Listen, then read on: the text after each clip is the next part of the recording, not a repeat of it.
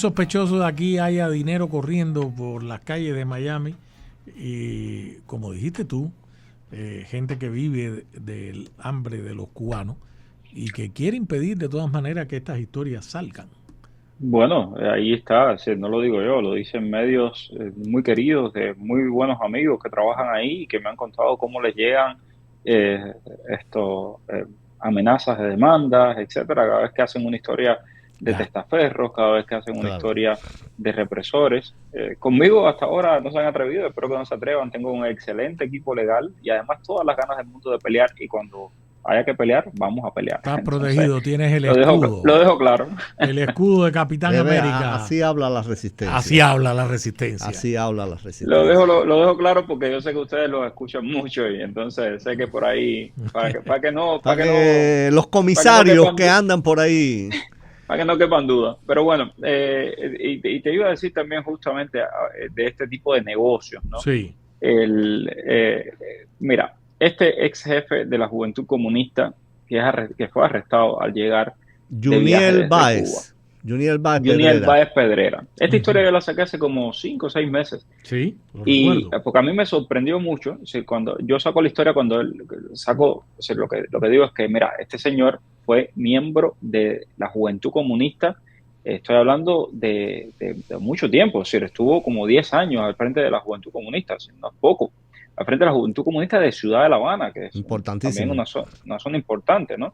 Ahora tiene 46 años y resulta que llega al país en el 11 de septiembre del 2022 solicitando, por supuesto, refugio, porque cuando tú llegas a la frontera no te dejan pasar por tu cara linda, te dejan pasar porque tú vienes de un país donde hay una dictadura. Bueno, él llega en el 2022, resulta que en el 2024, es decir, 2 años después, ya tenía una agencia de envíos para Cuba, ya promocionaba envío de alimentos, combos de alimentos, ya era notario.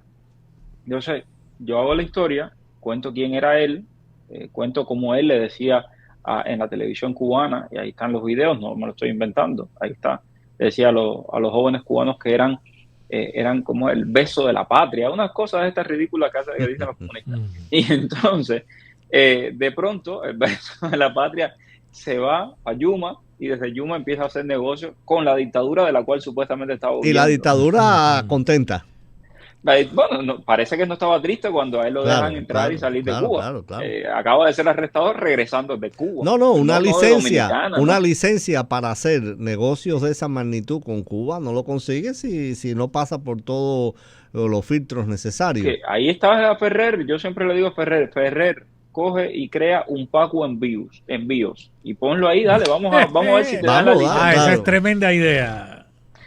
Entonces, bueno, nada, entonces yo hago la historia hace como 5 o 6 meses y este señor, yo llamo por teléfono el número de él, sé que es el número de él, y cuando lo llamo, me dice que no, que él no es esa persona y cuelga. Y entonces después desaparecen todas las redes sociales, desaparece todo lo que era referente a él. Pasó el tiempo y pasó un águila por el mar, dirían en mi tierra, y bueno, tenemos esta noticia esta semana de que ha sido arrestado y las acusaciones, las alegaciones contra él son muy fuertes porque lo que tengo entendido es que las autoridades creen de que él no dijo la verdad, no mencionó su filiación al gobierno cubano, al régimen cubano, cuando aplicó la residencia permanente. Y es algo que repetimos muchas veces. No mienta en su aplicación de residencia. Si usted miente y lo descubren, créanme que le van a ir arriba. No, y no solo eso, ya cuando empieza una investigación de esa magnitud contra alguien, pues ya empiezan a verse a dónde se habla por teléfono, con quién te comunica. O sea, lo que hay ahí más profundo debe ser mucho más relevante de lo que sabemos. Mario, en cierto modo. Así es. 3 opciones. 1, tipos como ¿cómo es que se llama? Juniel Báez Pedrera. Como el tal José Javier, que todavía que tú reportaste, amiguito también del Cangrejo, etcétera, etcétera. Posibilidad número 1, ¿tú crees que vienen de mutuo propio y luego se reconectan con los aparatos y con el sistema allá?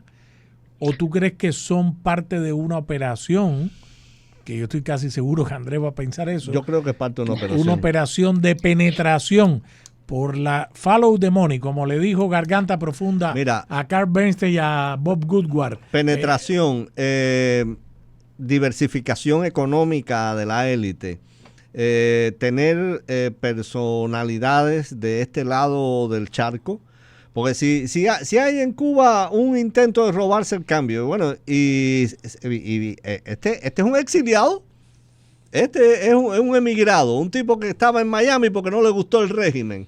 Y entonces, de los que después llegan y hacen no digo que sea el caso de él, pero digo que hay casos pero similares. ¿cuál tú crees que sea o que hay una combinación de ambas?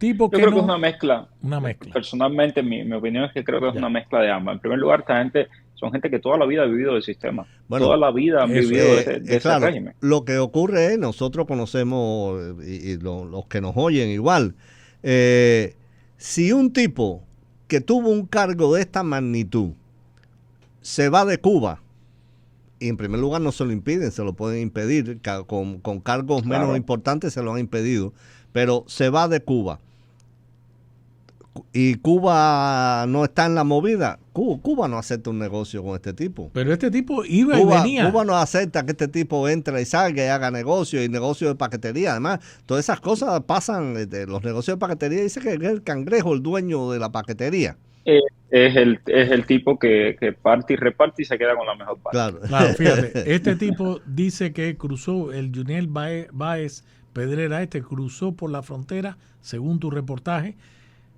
el 11 de septiembre del 22, más o menos la fecha en la que llegó el tal José Javier también Cabrera.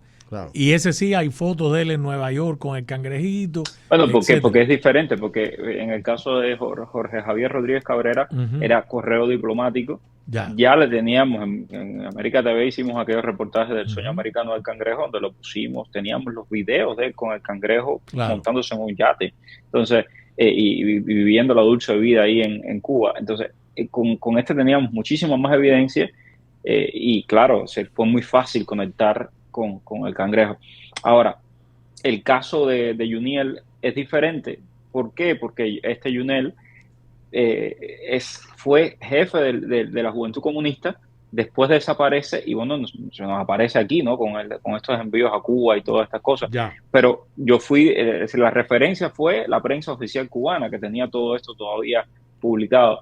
Y el otro era todavía más complicado. El otro, si no hubiésemos hecho los reportajes que hicimos en América TV, nunca lo hubiéramos encontrado, porque era muy difícil, y si no tuviéramos también el nivel de colaboración, esto hay que decirlo, y súper agradecido de las fuentes que tenemos en Cuba, de las fuentes que tenemos familiares, de toda esta gente, porque todos estos descarados, todos estos comunistones, ellos, su propia familia los desprecia, y son los que hablan con nosotros, los que nos mandan las fotos y los que nos mandan la información, si no, ¿cómo nos enteramos quiénes son? Claro.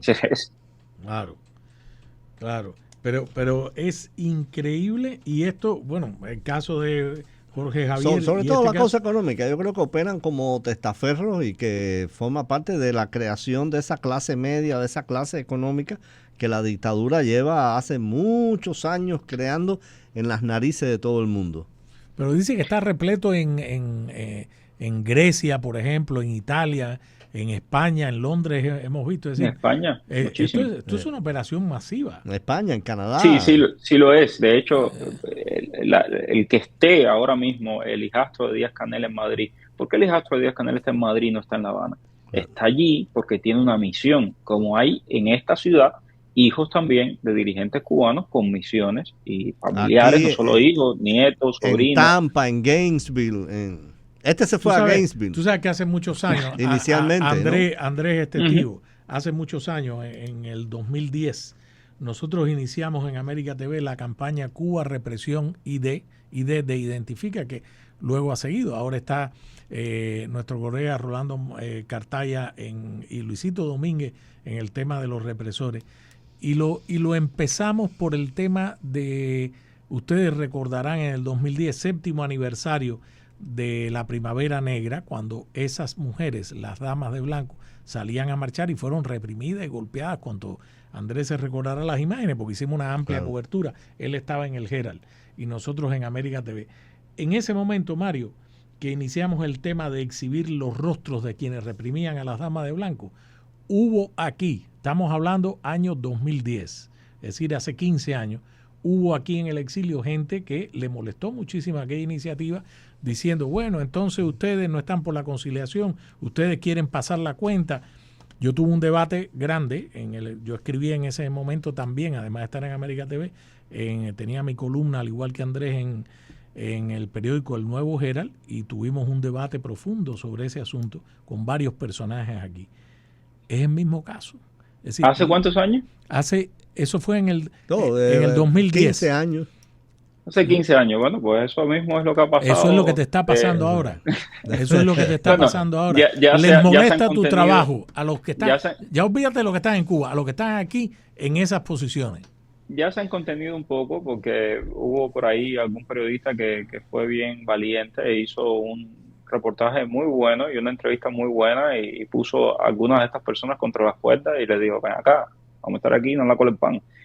Y bueno, y le puso los puntos sobre la silla y desde entonces hicieron así, se recogieron al buen vivir. Pero sí, hay personas que, algunos desde su posición, y yo respeto los criterios divergentes, ¿no? Y otros desde una mala intención. Hay una mala intención en un sector que dice borrón y cuenta nueva. Tenemos que olvidarnos de todo y ya. Y todo el que llega aquí, santificado por la gracia del agua del río Bravo. Y se acabó. Olvídate de lo que haya sido. Uh-huh. No te puedes olvidar ni de lo que haya sido si dejó gente presa en Cuba por su culpa, ni de lo que haya sido si sigue aquí haciendo negocios con el régimen del cual decía que estaba huyendo. Entonces, eso es de verdad, desde mi punto de vista, escandaloso. Y hay gente que dice, bueno, sí, tenemos que conciliar. Y yo estoy de acuerdo con que hay que, en algún momento, perdonar. Pero el perdón y la justicia viene... Es decir, el perdón está sobre la base de la justicia. Claro, correcto. Tú no puedes perdonar y decir, ok, me olvido de todo, ya está. No, espérate. A ver, te estoy hablando como cristiano. O sea, primero hay que hacer justicia. Claro. Y después de que se haga justicia es decir, ok, y si tú dijeras, esta gente dice, yo me equivoqué, mira, el castrismo es esto, estoy aquí para dar todo y destruir el castrismo. No, pero son gente que quiere seguir viviendo el cuento. Y perdón frente a un reconocimiento de culpa. No perdón, aun cuando tú sigues diciendo que lo que hiciste estaba bien. Ya. Exacto. Y además, pero además te lo dicen, ¿no? Y tienes que aceptar, y tienes que callarte la boca, y tienes que aceptarme como yo pienso, y como yo, sí, pues felicidades, que te acepte allí los comunistas donde tú perteneces. Claro. No, si tú dejaste, como la jueza Melody González Pedraza, que dejó 4 muchachos presos en Cuba, uno de ellos con el parol humanitario aprobado, mientras ella estaba viniendo para acá con un parol humanitario. ¿Cómo? Ya hay que olvidarse de, no, porque ella fue obligada, me dijo el primo que la reclamó por el parol humanitario, que eso fue uno de los que me amenazó con demanda, todavía estoy esperando la demanda. Y le dije, no, tú me disculpas. Ella siempre tuvo, hasta el último momento, la opción de decir, yo me salgo de este caso. Esto es injusto lo que están haciendo con estos muchachos. Lo mismo está la Rosabel Roca San Pedro, que yo leí el acta de petición fiscal. Ella decía que había que dar una condena ejemplarizante a esos muchachos que salieron a increpar a la revolución que es tan justa, tan humana y tan no sé qué, y después estaba cruzando la frontera mientras esos muchachos estaban presos en Cuba. Sí, o sea, por eso yo creo que mucha de esta gente que cruza la frontera forma parte de un operativo, no todo es... Porque no puede ser que tú cruces la frontera y 2 meses después tengas un negocio con el Estado cubano. Vinculado con el régimen cubano, claro. No puede ser. Leaní te está respirando profundo. Mario, felicidades. Muchas felicidades. Tremendos 2 palos periodísticos. Felicidades, sí. Viene más. Si yo estuviera en un medio ajeno. Andrés, haz tu papel de director editorial de Herald y publica esto, aunque lo haya publicado Martín Noticias. Somos un medio público, pueden utilizar todo nuestro contenido. Abrazo, Mario, gracias. Dale, un abrazo.